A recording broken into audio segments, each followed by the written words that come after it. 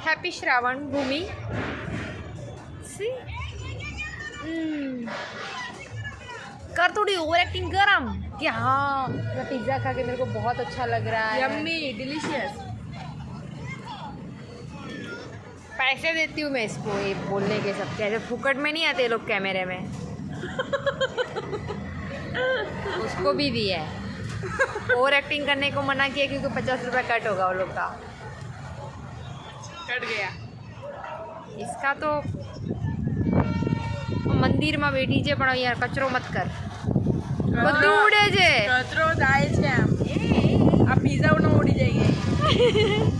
તો ભગવાને ભૂમિના વરદાનમાં જો બહુ બધો આશીર્વાદના રૂપે બહુ બધો પવન મોકલાયો છે કે લે ભૂમિ શ્રાવણનું ફળ તને।